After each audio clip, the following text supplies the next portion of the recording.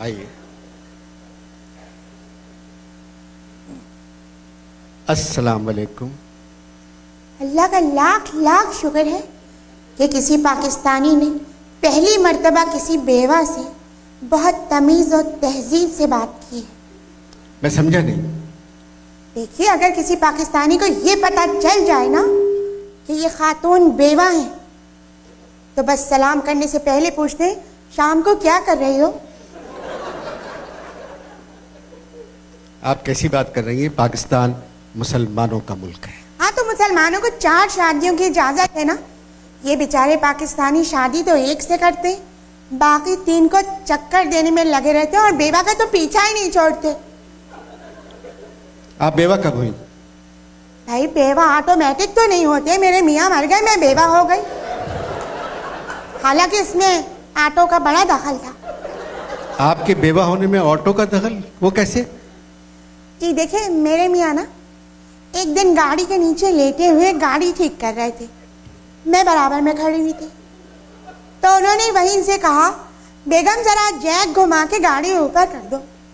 मुझसे एक गलती हो गई, मैंने जैक उल्टा घुमा दिया और फिर एक आवाज आई, ज़ादी। खाली ज़ादी, ये क्या आवाज थी? पहला लफ्ज मैं ठीक तरह सुन नहीं सकी थी। यही मरहूम के आखिरी अल्फाज थे।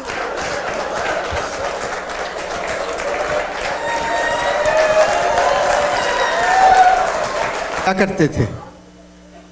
जो सारे मियाँ करते हैं वही। नहीं नहीं, प्लीज आप मेरा सवाल समझ के जवाब दें।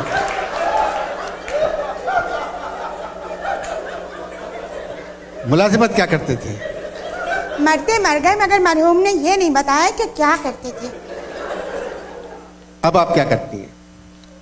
मैं अपने कमरे का दरवाजा खोल के सोती हूँ।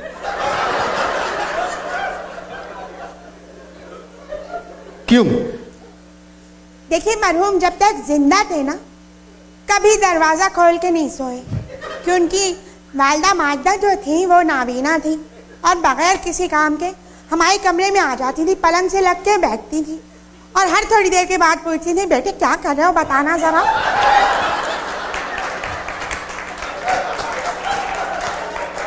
ये जाती बातें रहने दे खुदा के वास्ते। आप ये अच्छा। मैं पूछ रहा हूं, अब आप क्या करती हैं? एक अकेली औरत बेवा पाकिस्तान में क्या कर सकती है? बच्चे हैं? नहीं। जब भी मरहूम से कहा, देखिए हमारे यहाँ ना एक आध बच्चा होना चाहिए, तो हमेशा इकबाल का मिसरा पढ़ देते थे, पैवस्ता रहे शजर से उम्मीद में बहार रख। अब पता नहीं शजर खुद को कहते थे या मुझको कहते थे।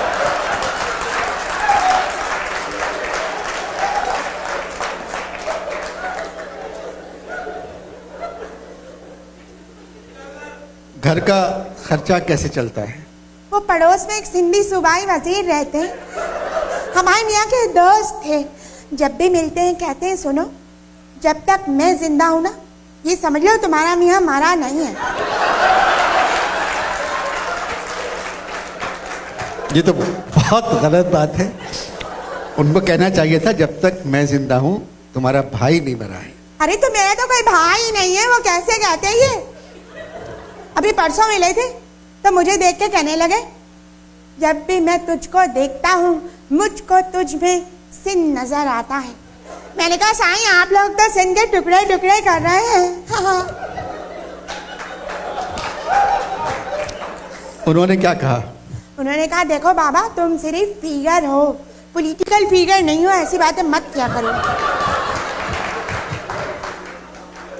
ये सारी बातें आपकी सास को मालूम है?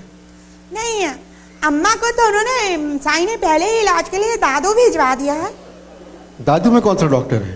साईं ने मना किया था कि डॉक्टर का नाम ना पूछे, क्योंकि उनको भी नहीं मालूम। आपसे मिलकर खुशी हुई। आप अपना कार्ड देंगे?